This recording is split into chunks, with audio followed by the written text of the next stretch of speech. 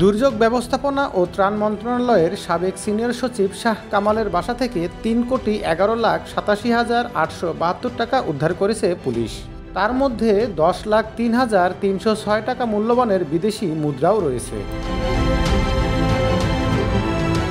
রাজধানীর মোহাম্মদপুর এলাকার বাবর রোডের এফ ব্লকের 29/2 ও 3 নম্বর বাড়িতে অভিযান চালায় ঢাকা মহানগর পুলিশের একটি টিম। সন্ধ্যায় ডিএমপির অতিরিক্ত উপকমিশনার ওবায়দুর রহমান এক খুদে বার্তায় এ তথ্য জানান।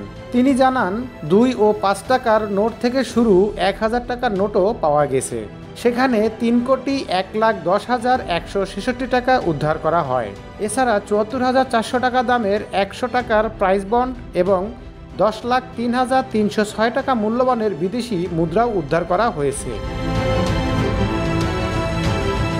এর মধ্যে বিদেশি মুদ্রা $3,000, 1,320 মালয়েশিয়ার ringgit, 2,969 Saudi riyal, 4,122 Singapore dollar, 1,915 Australian dollar, 35,000 Korean yuan ও 199 চায়না ইউয়ান পাওয়া গেছে।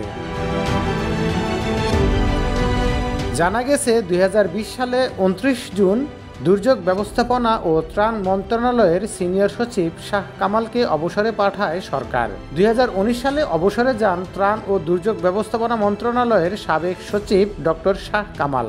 সচিব থাকাকালে শাহ কামালের বিরুদ্ধে বদলি, কেনাকাটা সহ বিভিন্ন উৎস থেকে অবৈধ অর্থ গ্রহণের অভিযোগ ছিল।